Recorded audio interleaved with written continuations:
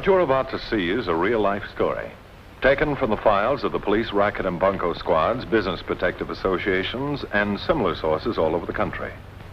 It is intended to expose the confidence game, the carefully worked out frauds by which confidence men take more money each year from the American public than all the bank robbers and thugs with their violence. Captain Braddock. Captain Braddock. Ready. Carl Muller was a man who wanted to get out of debt. He needed money quickly, and the result was a case we called Desperate Money. Carl was an old man who wouldn't give up his small tailor shop because he didn't want to be a burden to his son, Alan. Each morning, Alan would walk his dad to the shop on the way to the bus. After 20 years, I should know already which way the luck turns. 20 years ago, your eyes were better. Look, Pop, I've said this so many times, I ought to have a rubber stamp made, but why don't you give up the shop and retire? Yeah. The first thing in the morning, and he starts again with that. Alan, as long as your papa has 2 hands and a heart, he stays in business.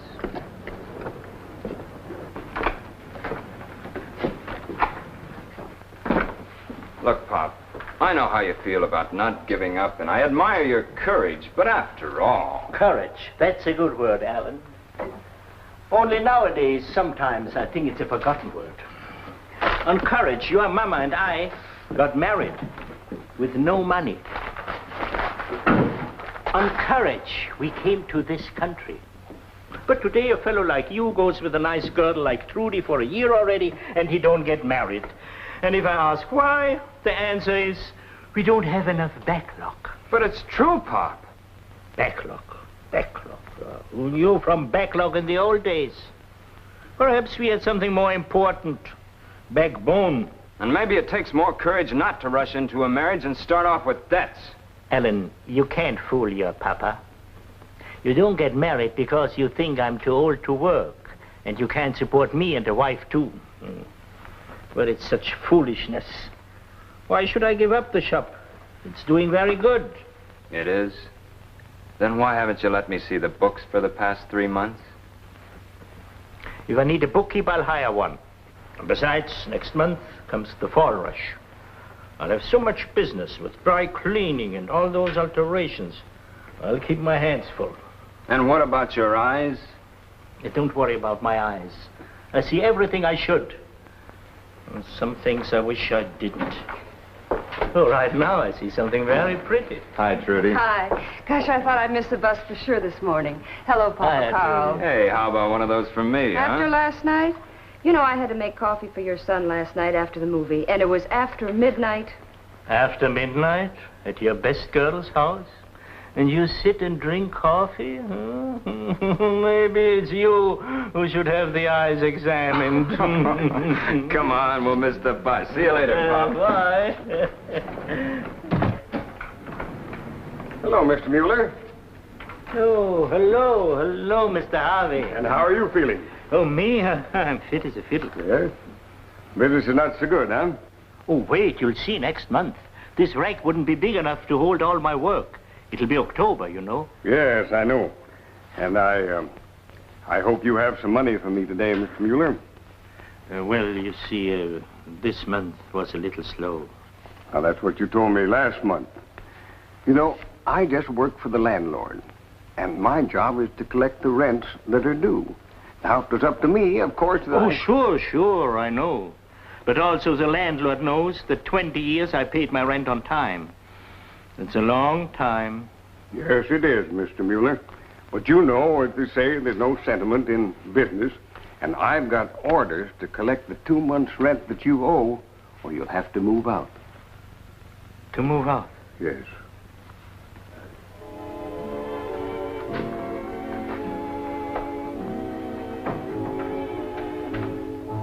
Hiya, Pop. You're late today. Yeah, I know. What's for lunch today? What you like. Papa Carl's meatloaf on rye. Hey, that's real great. Now, you wait till I draw to, and we'll eat. There you are, Pop.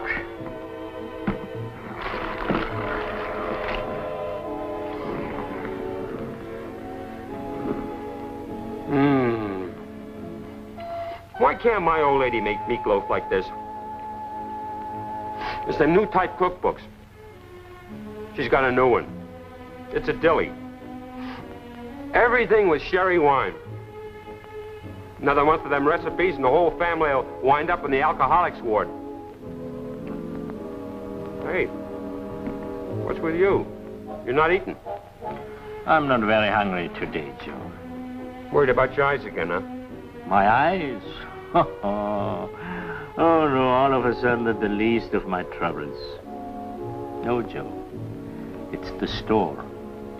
I got to have $100 by tomorrow, or I lose it. And it's such a little bit of money, Joe. I only need it for such a little while. 2 weeks, maybe. On the level. You really think you could pay it back? Oh, sure. A couple of weeks, business will be good again. Besides, I've got some money to collect. Mrs. Jonas owes me $10, and... No wonder you're running in the red. Letting people put it on the cuff. Pop, you gotta quit trusting people. You're a dummy.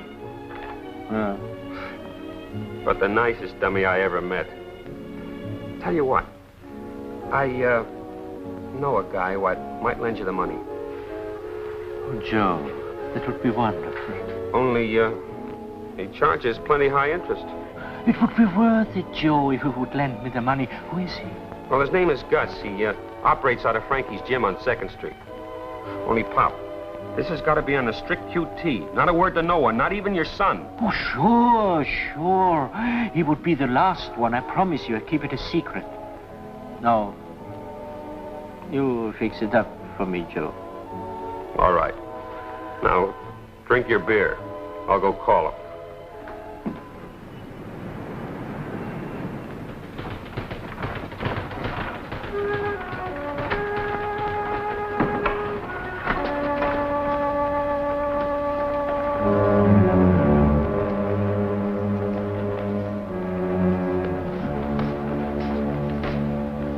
Looking for someone?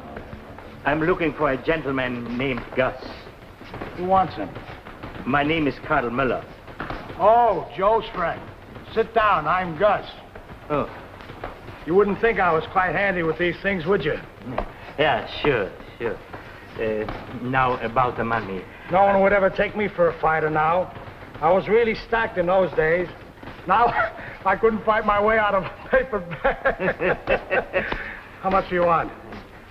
If I could just have $100. 100? How long do you want? Now, this here is an Everlast boxing glove. It's a good glove. It'll never bust out on the seam. How long do you want the 100? I give it back in 2 weeks. Remember, it's between you and me. Oh, absolutely. I promise, Joe. I wouldn't even tell it my son. Seeing that you're Joe's friend, I'll make it easy on you. $20 interest. Oh, thank you. Okay. Now, like I said before, it's just between you and me. Otherwise... Oh. You scare easy, Pop. Like I said before, I couldn't fight my way out of a paper bag. See you 2 weeks from tonight. Yes, sir. I'll be here at 8 o'clock, sharp. That's nice, Pop. I always like to see a guy who shows up on time. Me, I always keep my dates, too. That's what we got in common. That and 100 Iron Men. Iron Men? To some is merely a topic of conversation, but to many others, unseasonable weather can mean the difference between success or failure in business. And to poor Carl Muller, with the threat of borrowed money over his head, this delay in fall weather meant utter disaster. Well, you take care of that baby, all right. That's all right. You're welcome. Goodbye. Pop, why'd you come down so early? I couldn't sleep, so I got up. Oh, those headaches again. I heard you up all night. Well, maybe this'll help. It's the $40 for your new glasses. I thought I'd have it a lot sooner, but, well, you know how it is. Yes, Alan. I know how it is for you to to save $40. All right. Here, get your glasses today. And don't argue about taking the money. Thank you. This time, I don't argue. Good. I'm late. I'll see you tonight, Pop. Bye.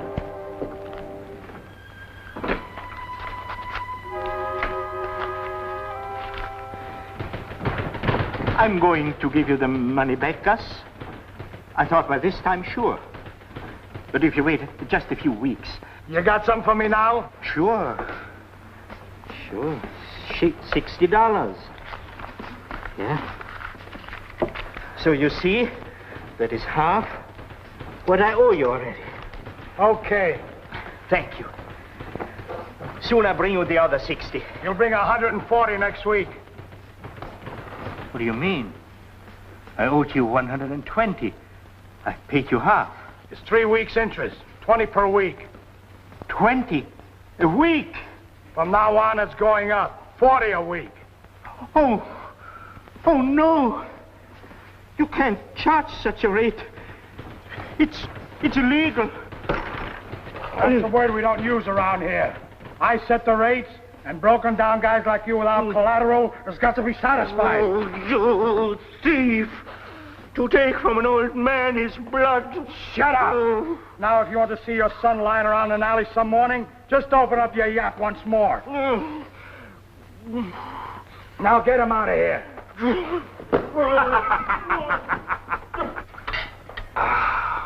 Trudy, that was some dinner. Oh, I'm so glad.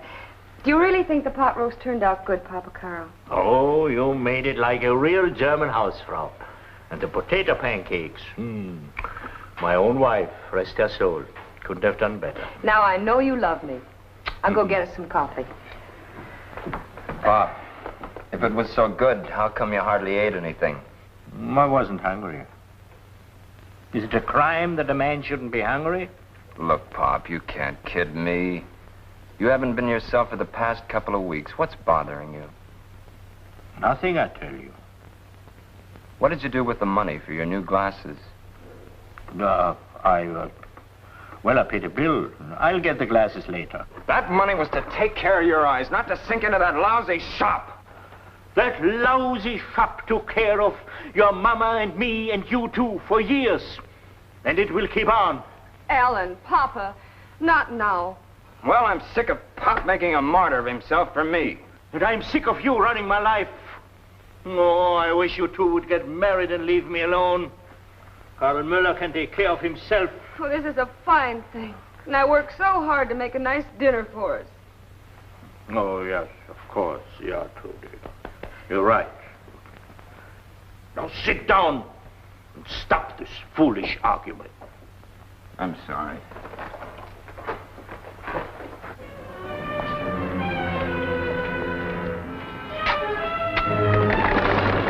I told you he'd be closed. Hello, Eddie. Where's the old man? Well, home, I guess. Where's home? Well, how should I know? What do you want with him? I can tell you, but not here.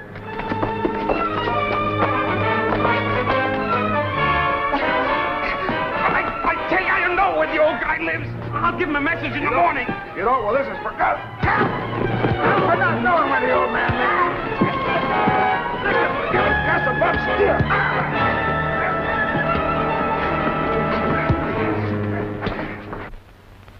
Gus, I was only trying to help the old man.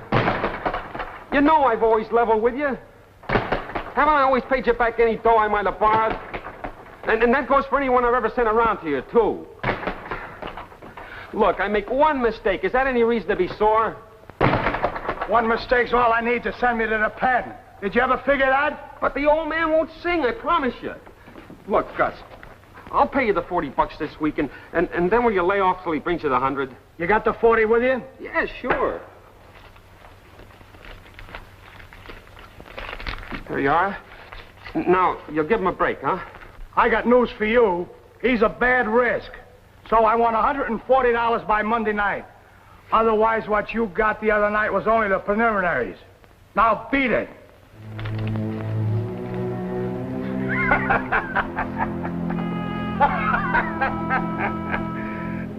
The hot spell had broken at last, and it looked as though Carl's business was going to pick up. Oh, Papa Carl, the most wonderful thing has happened. Well, tell me now. You look like a perfect sunrise. Oh, I feel like stars and moons and... Oh, Papa Carl, I had lunch with Alan today. Is that unusual? This time it was. He said we're getting married this weekend. Oh, Trudy. Oh. Oh, and wouldn't you know it? After all this time, he proposed to me in a crowded coffee shop. I still don't know what decided him. It was the pot roast. You see, Trudy, we Millers can resist perfume or moonlight or even a pretty face. But pot roast, never. Oh, gosh, I've got to get home. I've got a million things to do. The boss gave me the rest of the week off for a wedding present. I hope you're as happy as I am. Trudy, whatever would happen now, it wouldn't matter. I got my wish. You and my Alan getting married.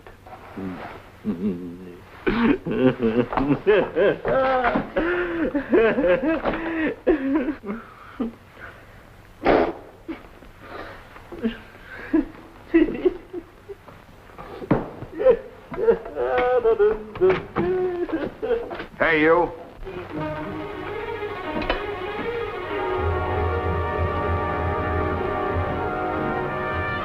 What do you want? $140, you got it? No. Not today. But tell Gus in another week. Gus ain't interested. There ain't $140 in the whole joint. Come on, let's tear it up. Let's tear the joint. No, what are you doing? For heaven's sake, please! I am your husband! No, no, no! No, I am your husband! That's for me!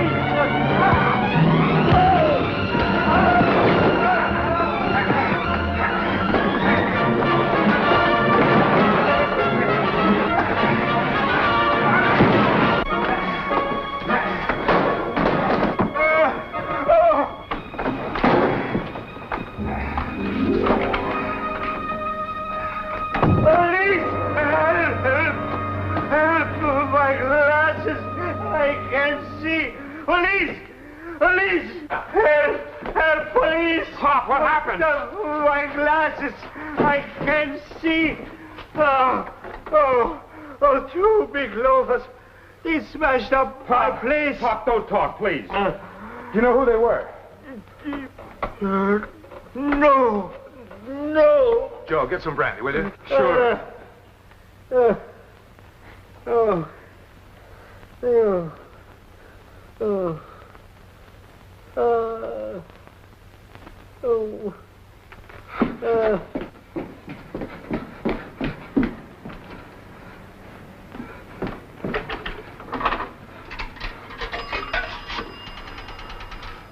Central, 5400. Captain Braddock. Captain Braddock, I got something to spill, but you gotta protect me. You'll have protection. Who is this? This is...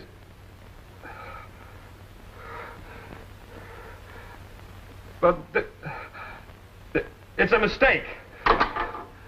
Hello? Hello? Operator, this is Captain Braddock. I just had a call. Will you trace it, please? Thank you.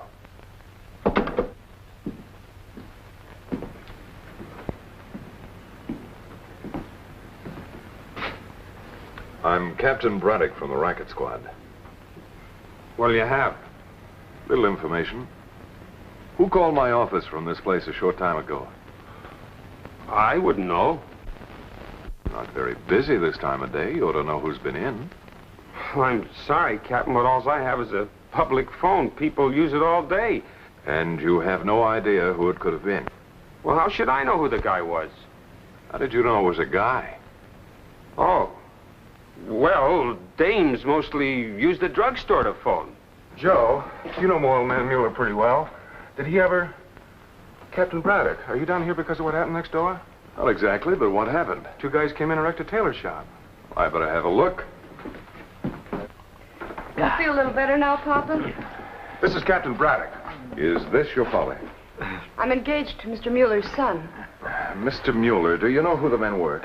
No. No.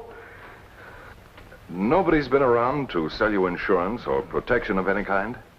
No. What kind of fiends would do such a thing like that? Do you know if your fiancé was in any kind of trouble? Of course not. No. My Alan is a good boy. They get married in a few days. Now, if you're shielding someone, Mr. Mueller, you must tell me. You'll get protection. Captain Braddock, Papa's very upset now. Perhaps later, when Alan comes home. No, don't call him. He mustn't come home from work. I'm all right now. Yes, Papa. We'll try and figure something out later. All right, if you know anything at all, call me. And I'd like to speak to his son anyway. Yes, of course. Come, Papa. We'll go home now. If only they didn't break my glasses. They don't stop at anything, do they? Joe, Papa just told Alan why his store was wrecked. You mean you told him about Gus? Yes, and Alan went over there. No. I tried to stop him, but he was just like crazy. And I know he took his army gun, and...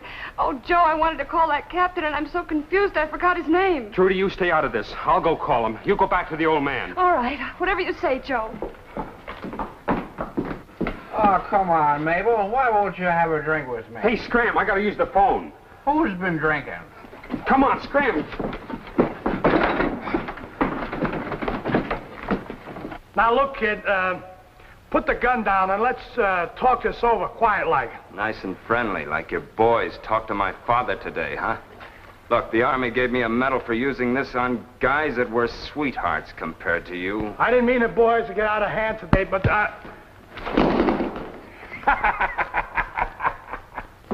Yeah, Mabel. Yeah, what about tonight? Well, listen, I can meet you about 8 o'clock. What do you say?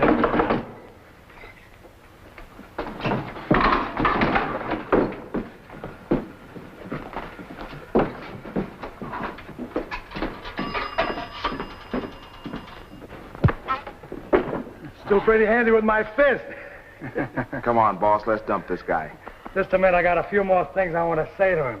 Your old man and I got a little unfinished business. And until that's squared away, that's to keep your mouth shut. And that's for your old man. And in case you get any idea about cops, this is just a sample of what you get for being a hero.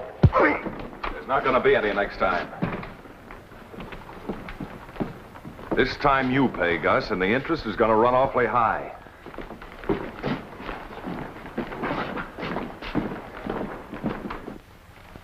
And so Papa Carl was one of the few to ever escape the clutches of an illegal moneylender. But as long as people rush headlong into debt, there will always be another Gus. Your state sets a law controlling the amount of interest that can be charged on any loan. And there are banks and other legitimate financial organizations from which to borrow money. So if you borrow money, make sure you're dealing with a bank or a licensed loan company, and that you're not being forced to pay more than the legal interest rates. Your local bank will be glad to give you this information. Otherwise, it could happen to you. I'm closing this case now, or rather the courts will, but there'll be others, because that's the way the world is built. Remember, there are people who can slap you on the back with one hand and pick your pocket with the other. And it could happen to you.